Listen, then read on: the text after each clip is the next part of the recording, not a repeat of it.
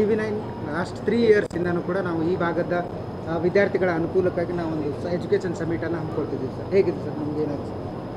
ಇದು ಒಳ್ಳೆಯ ಸಂದೇಶ ಎಲ್ಲ ಸಮಾಜಕ್ಕೆ. ಯಾಕಂದರೆ ನಾರ್ತ್ ಕರ್ನಾಟಕದಲ್ಲಿ ಇಂಥ ಒಂದು ವ್ಯವಸ್ಥೆಯನ್ನು ಎಲ್ಲ ವಿಶ್ವವಿದ್ಯಾಲಯಗಳ ಮಾಹಿತಿಯನ್ನು ಒಂದೇ ಪ್ಲೇಸ್ನಲ್ಲಿ, ಒಂದೇ ಜಾಗದಲ್ಲಿ, ಒಂದೇ ಸ್ಥಳದಲ್ಲಿ ತಾವೇನು ಕೊಡ್ತಾ ಇದ್ರಿ ಈ ಭಾಗದ ವಿದ್ಯಾರ್ಥಿಗಳಿಗೆ ಅದು ಅನುಕೂಲ ಆಗ್ತದೆ.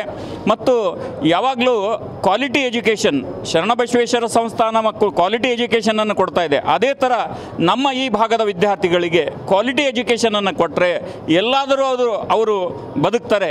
ಹೀಗಾಗಿ ಕ್ವಾಲಿಟಿ ಎಜುಕೇಷನ್ ಬಗ್ಗೆ ಭಾಳ ಮಹತ್ವವನ್ನು ಕೊಟ್ಟು ನಮ್ಮ ಯಾವುದೇ ದೇಶವನ್ನು ಆಳಿಸಬೇಕು ಮತ್ತು ಉಳಿಸಬೇಕಾದ್ರೆ ಕ್ವಾಲಿಟಿ ಎಜುಕೇಷನನ್ನು ಕೊಡಬೇಕಾಗ್ತದೆ.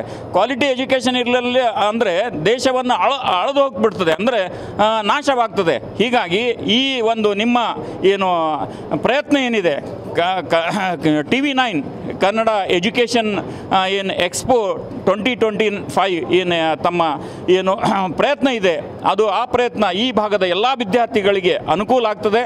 ಮತ್ತು ಇದೇ ಥರ ನಿರಂತರವಾಗಿ ಈ ಭಾಗಕ್ಕೆ ತಾವು ಹೆಲ್ಪ್ ಮಾಡಬೇಕು ಮತ್ತು ಎಲ್ಲರಿಗೆ ಮಾಹಿತಿಯನ್ನು ಯಾವ ಕಡೆಯಿಂದ ಮಾಹಿತಿ ಬೇಕೋ ಆ ಮಾಹಿತಿಯನ್ನು ಒದಗಿಸ್ಕೊಟ್ರೆ ಈ ಭಾಗದ ವಿದ್ಯಾರ್ಥಿಗಳು ಭಾಳ ಟ್ಯಾಲೆಂಟೆಡ್ ಇದ್ದಾರೆ. ಅವರಿಗೆ ಡೈರೆಕ್ಷನ್ ಇಲ್ಲ, ಅವರಿಗೆ ಮಾಹಿತಿಗಳನ್ನಿಲ್ಲ, ಮಾಹಿತಿಯ ಕೊರತೆ ಇದೆ.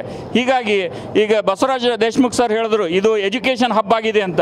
371J ಈ 371J ಆಗಿದ್ದು ಯಾಕಂದರೆ ಇದು ನಿಜಾಮದ ಏರಿಯಾ ಇತ್ತು. 6 ಡಿಸ್ಟ್ರಿಕ್ಟ್ಗಳನ್ನು ನಾವು ನಮ್ಮ ಭಾಗದಲ್ಲಿ ಎಜುಕೇಷನ್ ಏನು ಇದ್ದಿರಲಿಲ್ಲ.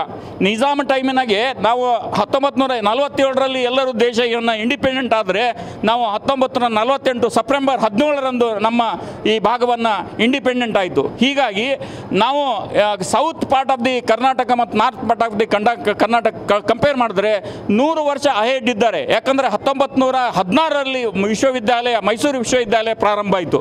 ಈ ನಮ್ಮಲ್ಲಿ ಪ್ರಾರಂಭ ಆಗಿದ್ದು ಇತ್ತಿತ್ತಲಾಗಿ 1980ರಲ್ಲಿ. ಹೀಗಾಗಿ ನಮ್ಮ ಭಾಗದ ವಿದ್ಯಾರ್ಥಿಗಳಿಗೆ ಇಂತಹ ಒಂದು ವ್ಯವಸ್ಥೆಯನ್ನು ಅನುಕೂಲ ಆಗ್ತದಂತ ನನ್ನ ಈ ಸಂದರ್ಭದಲ್ಲಿ ತಮಗೆ ಹೇಳುತ್ತಾ ಮತ್ತು ತಮಗೆ ತುಂಬ ಧನ್ಯವಾದ ಹೇಳುತ್ತೇನೆ.